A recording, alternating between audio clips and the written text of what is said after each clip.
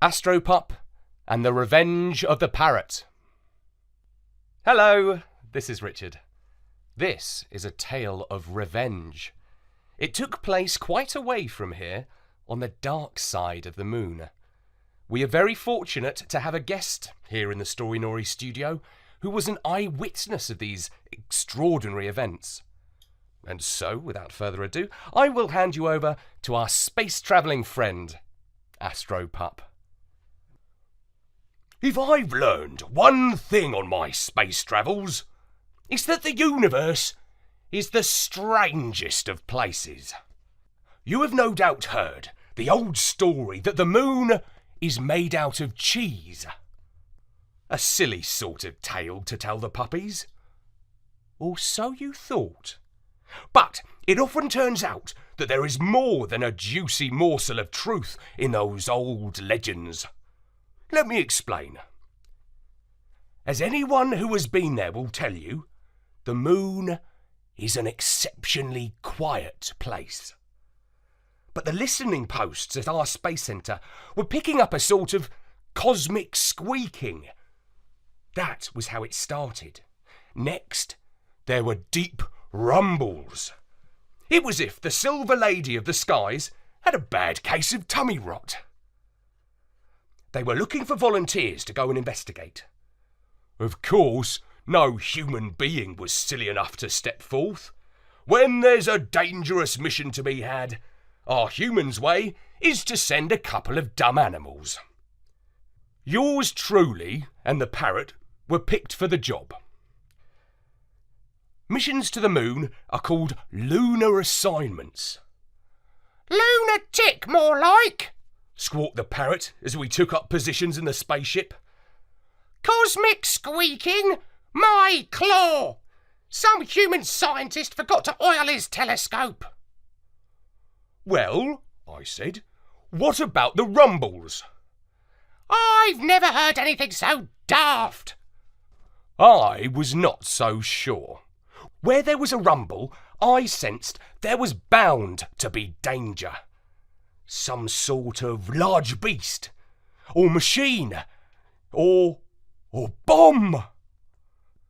We could hear the squeaking before we even got there. The parrot, who did not like to be proved wrong, said, "Well, of course, I was only joking." Then there was such a rumble that our whole ship shuddered, and I howled, "Oh, oh, oh!" Even the parrot turned a pale shade of yellow. There was no stopping our ship. The onboard computers brought us down to land on the trembling surface of the moon. I pressed my nose against the portal, that's technical speak for window, and peered out. I saw a most incredible sight. The whole surface of the moon was alive with mice. Yes, the little fellows were running and squeaking for all they were worth. "Great skies!" I exclaimed to the parrot. "Come and look at this!" It was then that I noticed that the parrot major was gone. I sniffed around the cabin and found him hiding inside his seed box. "You can come out," I growled. "They're only mice." Mice, he said thoughtfully, and then, only mice, you say? "Yes, little squeaky fellows,"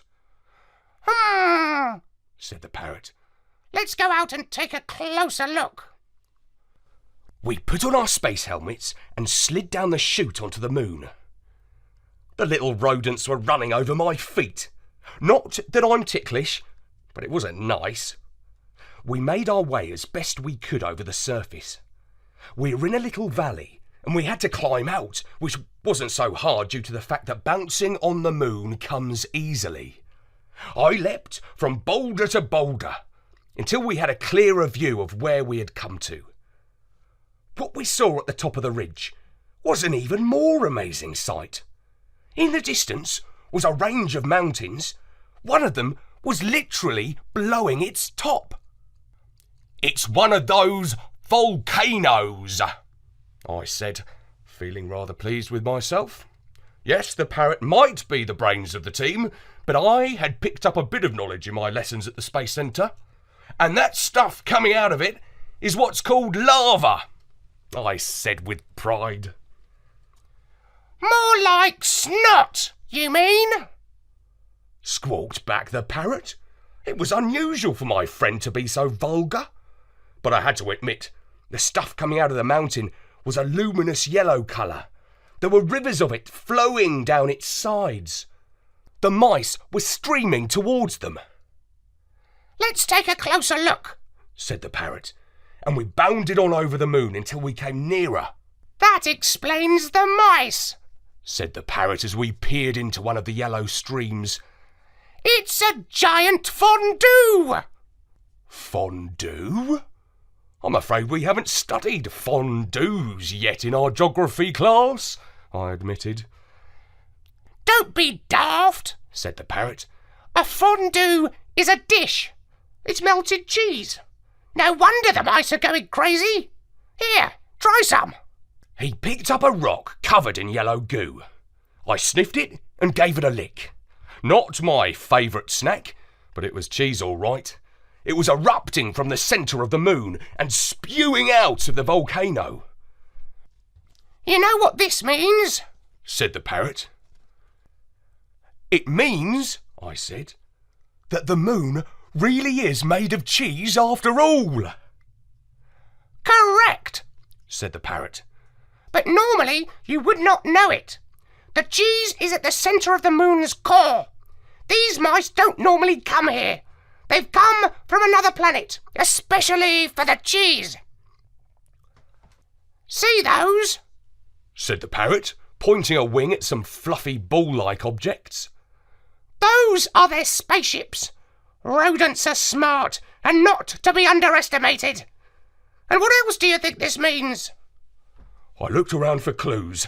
The volcano, the rivers of melted cheese, the mice, the fluffy spaceships, the dark skies, and the light of the stars.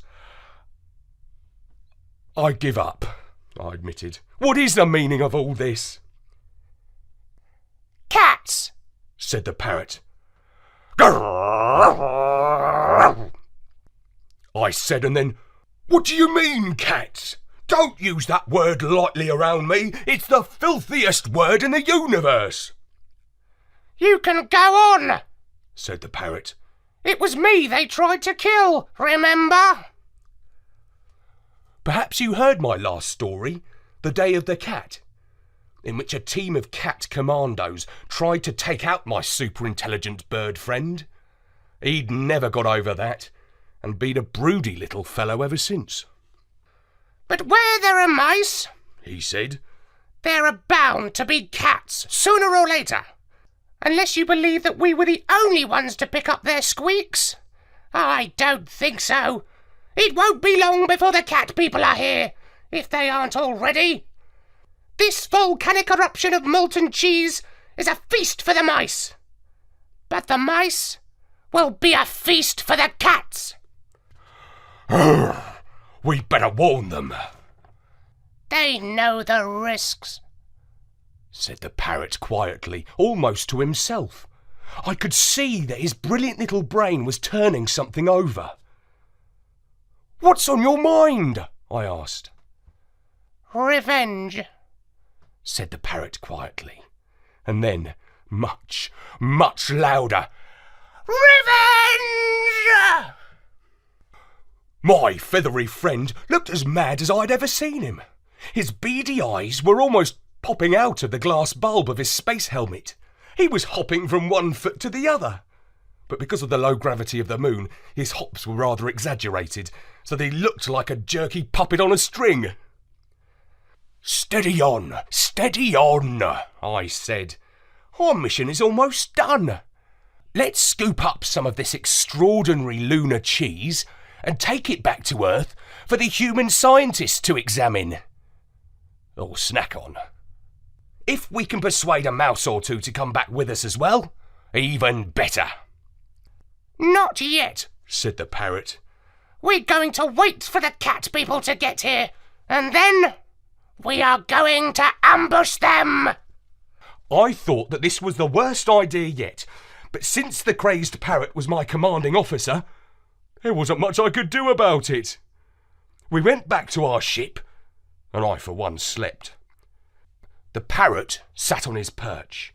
Some hours later, I heard a rasping squawk through my sleep.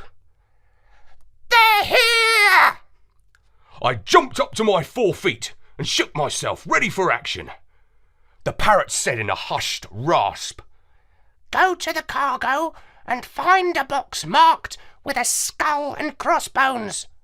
Bring it to me, but whatever you do, don't go opening it.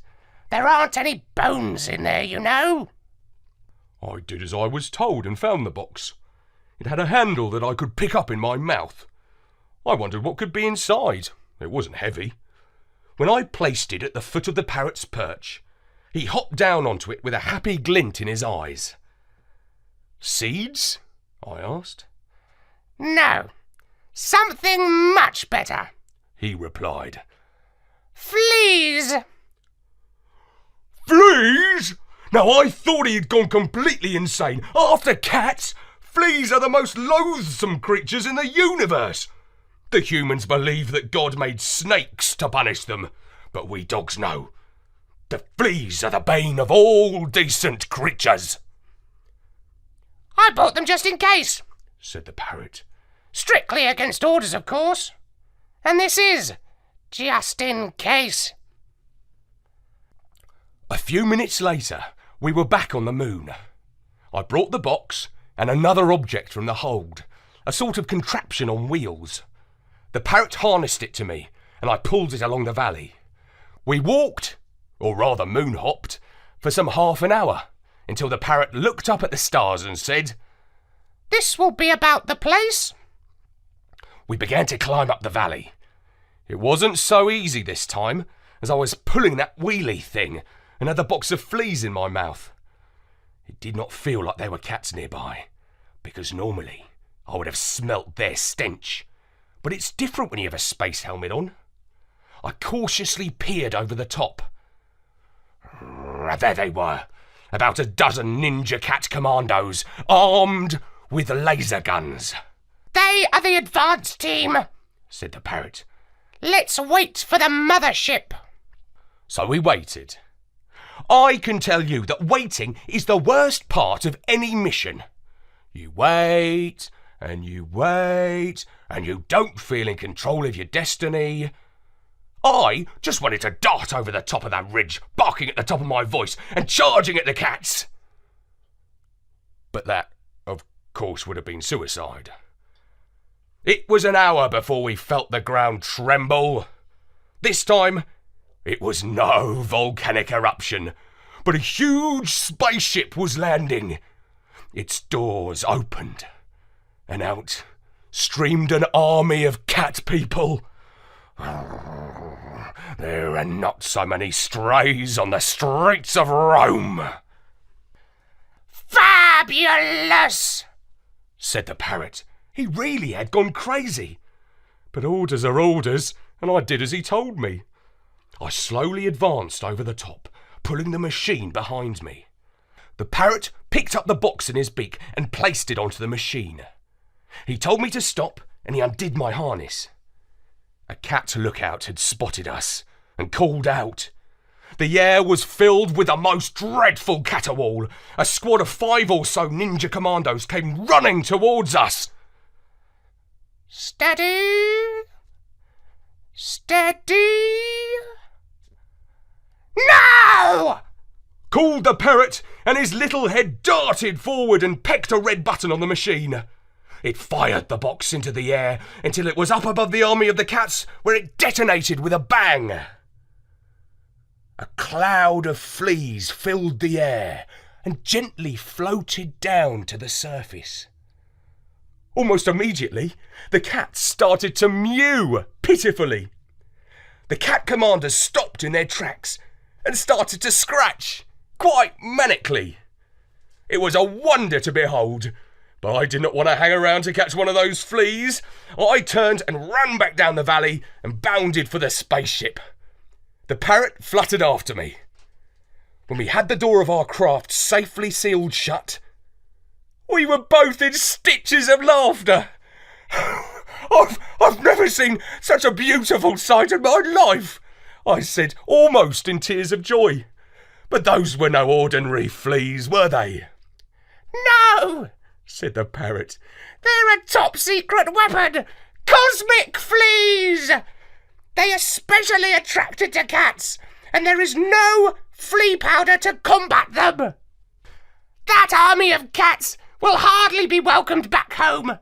They will be stuck in their spaceship, itching away until their scientists can come up with a cure or a bath. And you know how much cats hate water. That's wonderful, I said in awe. It's revenge, said the parrot.